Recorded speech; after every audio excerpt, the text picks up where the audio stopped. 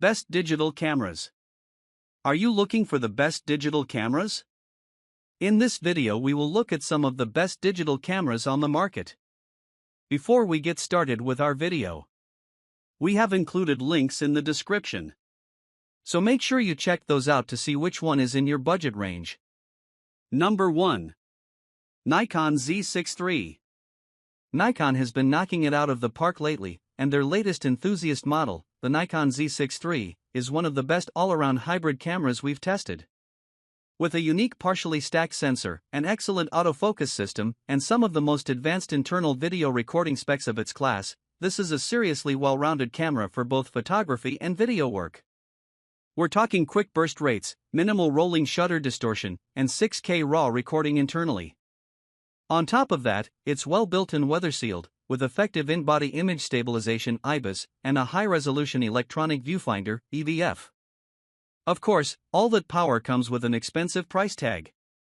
Plus, Nikon Z series is relatively new, so it doesn't have the widest lens selection, especially compared to competitors like Sony. If you want more lens options for your camera, consider the Sony Alpha 7 IV.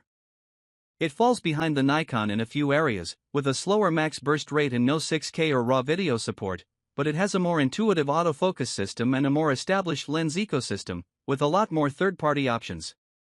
At this level, you can't really go wrong, but if you're looking for the best of the best at this price point, the Nikon Z6 III is seriously impressive. Number 2. Panasonic LUMIX S5 II. If you need a camera for advanced video work, the Panasonic LUMIX S5 II offers incredible value for its price.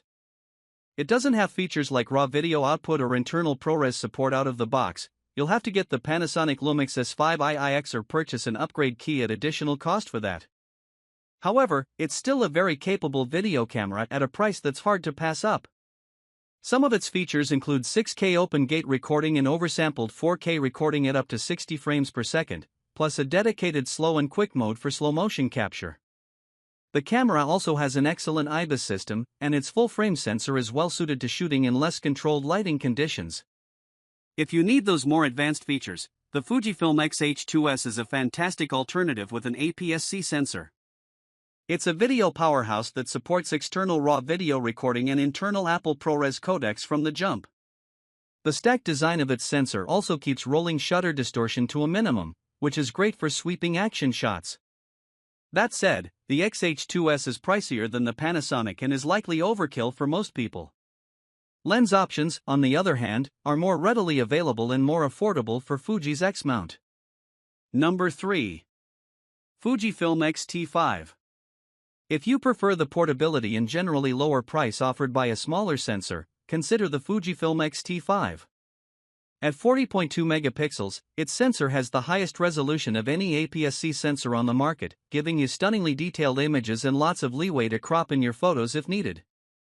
With its portable design, dedicated exposure dials, and three-way tilting screen, the X-T5's photography-first design is also great for street or travel photos. Though it's aimed primarily at photographers, the camera has some surprisingly impressive video specs, with internal 10-bit capture, log recording, and 4K video at up to 60 frames per second without a crop. The Fujifilm X-H2 uses the exact same sensor as the X-T5 and is tailored even more towards pros and hybrid shooters, with a CF Express card slot and 8K video capture. Still, it's bulkier and pricier, so we recommend the X-T5 for most people. If you want to save even more money, you can buy older used models in the X-T series, like the Fujifilm X-T4, which still holds up very well despite having a lower resolution sensor and lacking some of the latest video features.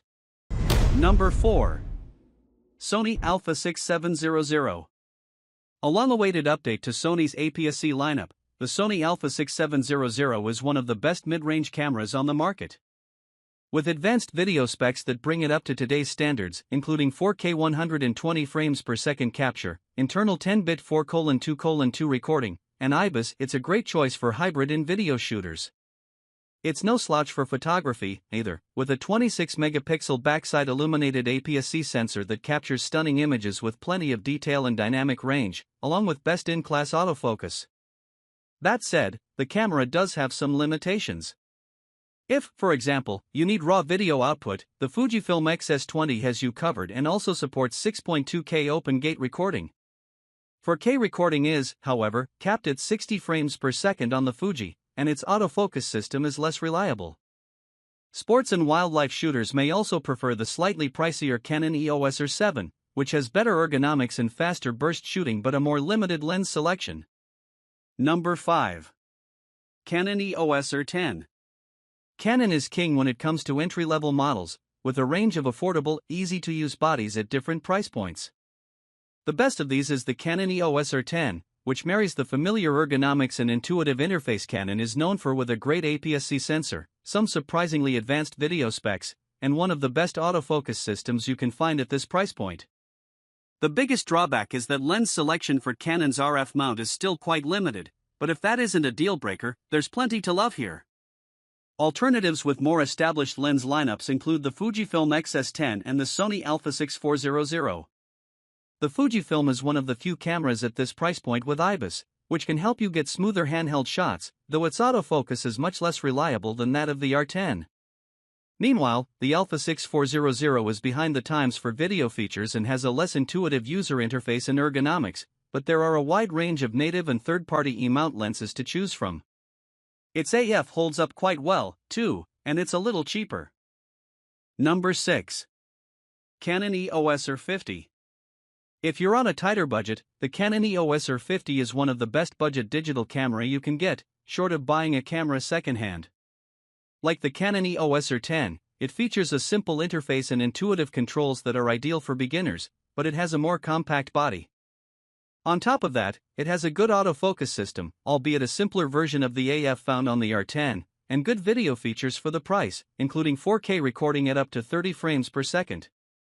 As part of Canon's RF system, it's compatible with both APS-C and full-frame lenses. Though overall lens options are still relatively limited, that makes it a great choice if you see yourself upgrading to a full-frame body down the line.